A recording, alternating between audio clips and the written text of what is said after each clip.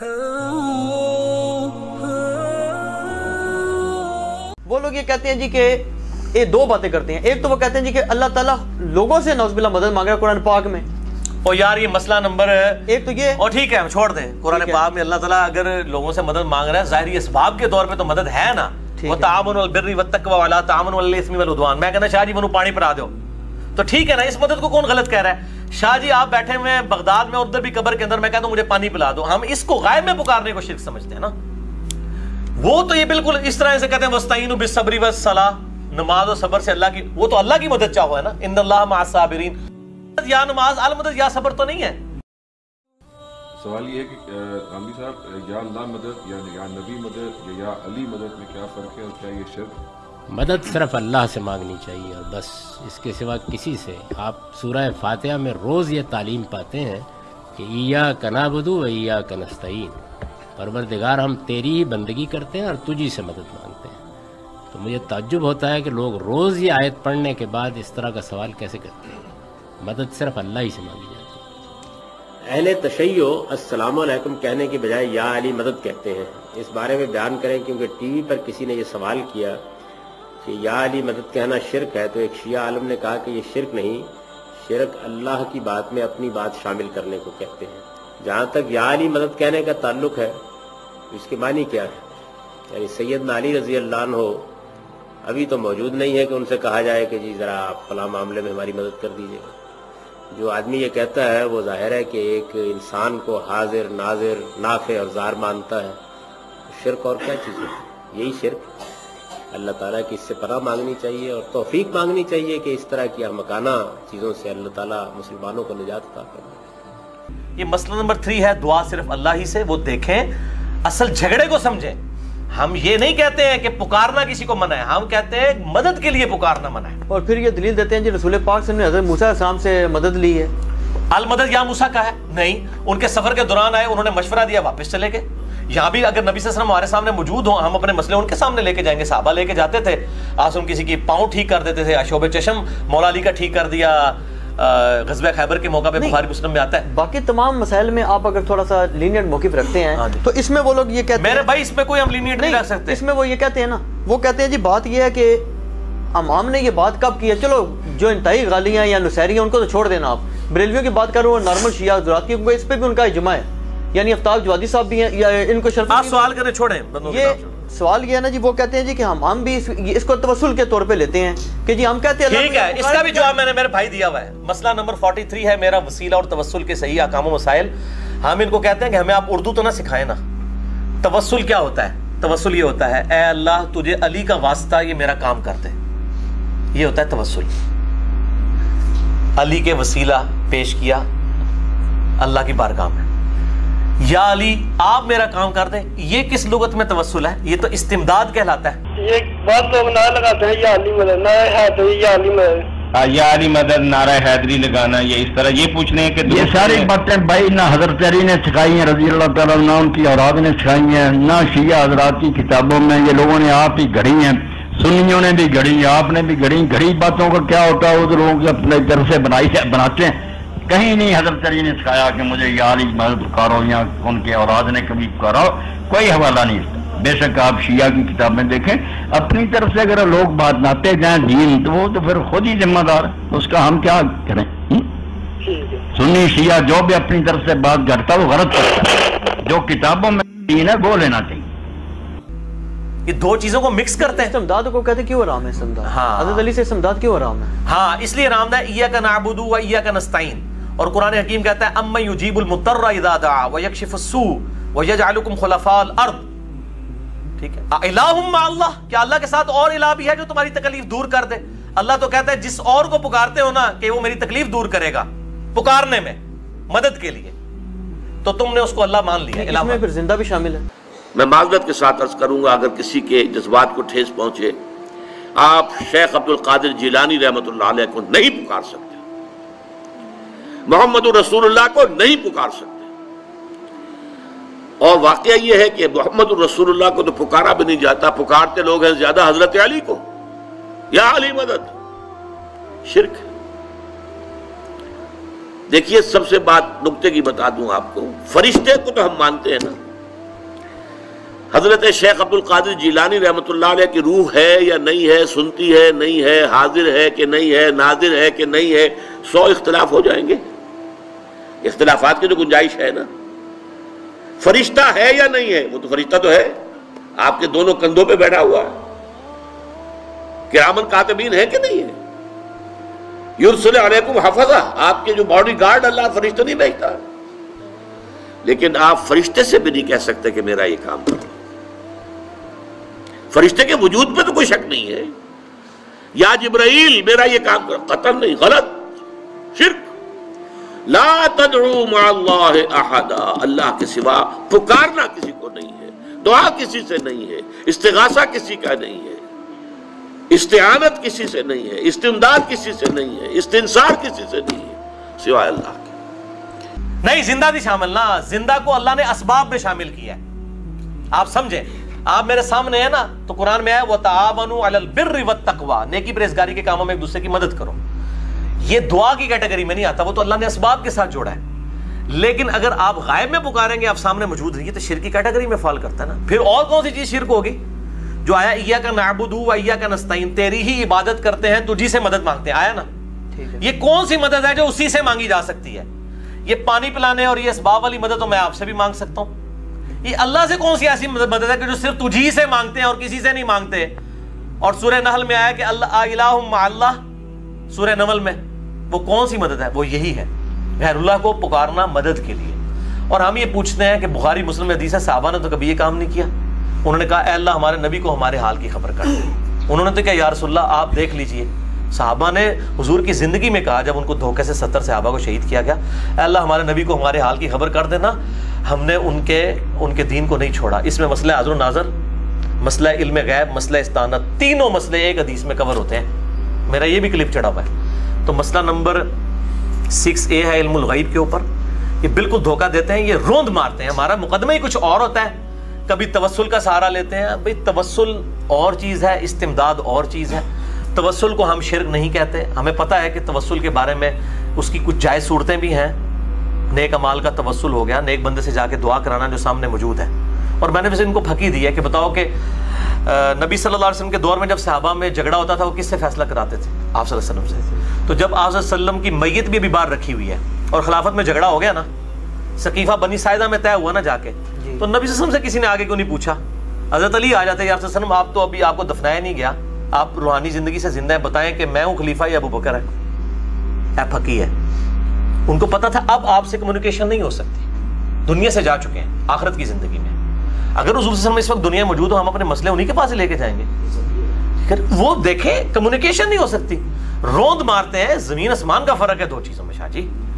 مسئلہ نمبر 3 ہے دعا صرف اللہ ہی سے. میرا ریسرچ پیپر نمبر 3 ہے دعا صرف اللہ ہی سے. مسئلہ 43 ہے وسیلہ اور توسل کے صحیح احکام و مسائل. اس میں نے سارے دھوکوں کے جواب دیے. یہ بالکل ڈیفرنٹ چیز ہے، کوئی ایسے معاملات نہیں کر سکتے. کیا ایسی کوئی حدیث ہے جس میں صحابہ کرام نے حضرت علی کو مشکل کشا کہا ہو؟ ناٹ ایٹ آل، کوئی ایسی حدیث نہیں ہے. ظاہری اس باب میں تو ظاہر سیدنا علی کی وجہ سے مسلمانوں کو فتوحات ہوئی ہیں. عزیزان، جو چیزیں قطعاً امام جعفر صادق علیہ السلام کے دین میں نہیں ہیں اور آج آپ کو نظر آتی ہیں مختلف جعلی شیعہ شکلوں کے اندر، آپ یہ دیکھیں اگر یہ نظر آتی ہیں کسی میں، یقین جان لو وہ شیعہ نہیں ہے، وہ جعلی ہے. وہ بنو امیہ کا بنایا ہوا شاخ ہے، بنو عباس کی بنائی ہوئی شیعہ شاخ ہے، وہ جعفر صادق کے پیروکار نہیں ہے. سب سے پہلی چیز جو تشیع کے اندر دیکھو کہ اگر شرک نظر آتا ہے آپ کو، ذرہ برابر شرک، ذرہ برابر، حتی شرک خفی، وہ شیعہ نہیں ہے. جس کی بات میں، جس کے عمل میں، جس کے نظریے میں، جس کی سوچ میں، چونکہ جعفری تشیع، جعفری تبیین توحید ہے، توحید محض و خالص. شرک ذرہ برابر اگر کسی کے ہاں پایا جاتا ہے، ذرہ برابر شرک، عملی شرک، قولی شرک، قلبی شرک، عبادی شرک، وہ جعفر صادق علیہ السلام سے تعلق نہیں رکھتا. مجھے بہت افسوس ہوتا ہے جب دیکھتا ہوں کہ غیر شیعہ دیگر مسالک کے ذہنوں میں جو غلط فہمی تشیع کے بارے میں ہے، دلائل کہاں سے اس غلط فہمی کی وجوہات کیا ہیں؟ وجوہات یہی جعلی تشیع، ان کے پاس تمام ثبوت جعلی تشیع کے ہیں. وہ شرک ان میں دیکھتے ہیں، وہ غلو ان میں دیکھتے ہیں، وہ انحراف ان میں دیکھتے ہیں، وہ بے حرمتی ان میں دیکھتے ہیں، اور بدنام جعفری تشیع کو کرتے ہیں. یہ درست نہیں ہے. آپ جعلی تشیع میں ایک غلطی دیکھ کر جعفری تشیع کو متہم نہ کرو. ایک جگہ بات ہوئی کہ یہ یا علی مدد کہتے ہیں لوگ، شیعہ یا علی مدد کہتے ہیں. خود شیعوں کے ذہنوں میں بھی سوالات ڈال دیے گئے ہیں، کہیں یا نہ کہیں، یہ کیوں کہتے ہیں. میں نے تعجب سے کہا کہ میں نے کہا یہ تو کہتے ہی نہیں ہیں، میں نے تو ان کو دیکھا ہی نہیں ہے کبھی یا علی مدد کہتے ہوئے. یہ تو کہتے ہی نہیں ہے یا علی مدد. کہتے ہیں جی یہ تو بہت کہتے ہیں، یہ جھگڑا ہی اسی بات پر ہے سارا. یہ یا علی مدد کہتے ہیں، دوسرے ان پر اعتراض کرتے ہیں کہ یہ یا علی مدد کیوں کہتے ہیں. میں نے کہا نہیں، یہ یا علی مدد نہیں کہتے. یہ تو ایسے ایک عادتاً ان کی زبان سے عادت میں کچھ جملے نکل جاتے ہیں جس کی طرف انہیں توجہ ہی نہیں ہے. ورنہ اگر یہ یا علی مدد کے معتقد ہوتے اور یا علی مدد ان کے دلوں کے اندر ہوتا اور یہ کہتے تو پہلے اس میدان میں اترتے جہاں علی مدد کو آتے ہیں. یہ تو اس میدان میں ہی نہیں گئے. یہ کہ کب یا علی مدد کہتے ہیں؟ جب گھٹنوں میں درد ہوتا ہے، اٹھ نہیں سکتا، اس وقت کہتا ہے یا علی مدد. جب نلکا کھولتا ہے، زور نہیں لگتا، نہیں کھلتا، اس وقت کہتا ہے یا علی مدد. علی مدد کرتے ہیں. علی کس طرح مدد کرتے ہیں؟ کس میدان میں مدد کرتے ہیں؟ پہلے اس میدان میں تو جا جہاں علی مدد کرتے ہیں، وہاں پر. اور یوں بھی نہیں کہ علی تیری انتظار میں بیٹھے ہیں کہ تو پہلے مدد مانگ پھر علی مدد کو آئے. تیری ولادت سے پہلے علی مدد کر کے چھوڑ گئے ہیں. تجھے فقط وہ مدد اٹھانا ہے. تو نہج البلاغہ کھول کے دیکھ، مدد ہی مدد ہے، مدد ہی مدد ہے. ایک دفعہ کھول کے تو دیکھ. اب جس کے گھر امداد پڑی ہوئی ہو وہ کھول کے نہ دیکھے. آپ جائیں کسی کے گھر میں مدد پہنچائیں اور وہ کھولے ہی نہیں، اس تھیلے کو کھولے ہی نہیں، اس باکس کو کھولے ہی نہیں، اور آپ سے شکوہ کرے جی کہ آپ سے مدد مانگی تھی، آپ نے مدد نہیں دی، تو آپ کہیں گے بھائی وہ جو میں چھوڑ کے آیا تھا اسے ذرا کھول کے تو دیکھ، وہ مدد ہی تو ہے اس کے اندر. پھر انسان کو شرمندگی ہوتی ہے. عزیز من، تو ذرا نہج البلاغہ کھول کے دیکھ، تجھے مدد نظر آئے گی. اور اگر ہم نے علی سے مدد لی ہوتی تو آج اتنے پسماندہ نہ ہوتے، آج اتنے فقیر نہ ہوتے، آج اتنے محتاج نہ ہوتے. نہیں لی مدد. کون سا میدان ہے جس میں امیر المومنین نے مدد نہیں کی؟ جس میں آپ کو چھوڑ کے چلے گئے کہ خود اپنا بھگت لینا. سب کچھ تو بتا دیا، فرما دیا، مدد کر کے گئے تمہاری، کہ تمہاری عزت وحدت میں ہے. وہ تو نبی علیہ السلام نے بھی حضرت علی سے مدد مانگی ہے ظاہری اسباب میں، یہ نہیں ہے کہ وفات کے بعد. ورنہ تو حضرت حمزہ جو ہیں وہ شیر ہیں اللہ اور اس کے رسول کے، غزوہ احد میں شہید ہوئے ہیں، لیکن غزوہ خندق میں نبی علیہ السلام نے ان کو مدد کے لیے نہیں پکارا. سامنے تو آپ کسی یہودی سے بھی مدد لے سکتے ہیں. بخاری مسلم میں حدیث ہے، نبی علیہ السلام کی زرہ ایک یہودی کے پاس چند گندم کے دانوں کے عوض گروی رکھی تھی وفات تک، تو یہودی سے بھی مدد لی ہے ظاہری اسباب.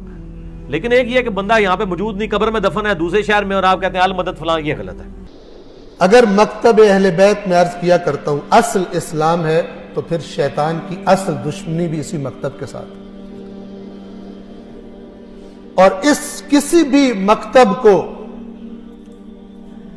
خراب کرنا، اس کا آسان طریقہ اور خطرناک ترین طریقہ یہ ہوتا ہے کہ اسی مکتب کی جو مقدسات ہیں انہی کا نام لے کر، انہی ہستیوں کا نام لے کر اس مکتب کے ماننے والوں کو خراب کیا جائے. جیسے حضرت عیسیٰ کے نام پر قرآن بتاتا ہے شیطان نے عیسائی قوم کو مشرک بنا دیا. آج پہلے تو کوئی ڈھکی چھپی باتیں ہوتی تھی، میں آپ کی خدمت میں مثال پیش کرتا ہوں. اس قدر ہٹ دھرمی اور جسارت بڑھ گئی ہے کہ روشن اور واضح، جس میں کوئی شک اور تردید نہیں کر سکتا، وہ شرک بعض منبر پر آنے والے بیان کر دیتے. تو یہ بات کرنا ذمہ داری ہے. یاد رکھیے قرآن مجید کا اعلان ہے کہ کوئی اگر گناہگار انسان خدا کی بارگاہ میں آئے گا، ایک شرک کے بارے میں اللہ فرماتا ہے کہ یہ جو لے کر آئے گا میری بارگاہ میں، اس کو تو میں نہیں چھوڑوں گا، یہ جہنمی ہے، مشرک پر جنت حرام ہے. شرک کے علاوہ جو گناہ ہوں گے خداوند عالم اپنے معیارات کے مطابق جسے چاہے گا معاف کر دے گا، لیکن مشرک جان لے کہ معافی ہے ہی نہیں، شرک معاف نہیں کیا جائے. یاد رکھیے اگر بچنا چاہتے ہیں اس فتنے سے، کفر اور شرک کے، خدا را اللہ کی کتاب کو پڑھیے، خدا را اللہ کی کتاب کو پڑھیے، خدا را اللہ کی کتاب کو پڑھیے. تو ساڑھا تو تمہیں مسئلہ پتہ ہے، یہ مسئلہ ہے ساڑھا.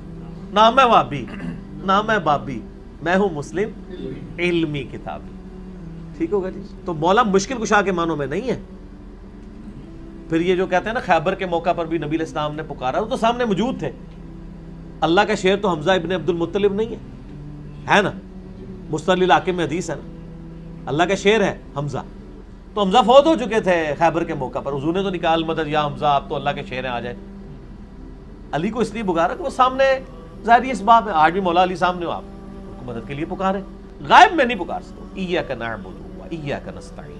مولا علی بھی اللہ کو پکارتے تھے. مولا علی کا بھی شیعہ وہ ہوگا جو اللہ کو پکارے گا. یہ مولا علی کا شیعہ جو ہے نا، جو صحیح شیعہ ہوگا، ان کے چاہنے والا ہوگا، ان کی پارٹی کا بندہ، ان کی جماعت کا بندہ. خالی ٹائٹل لگانے سے نہیں.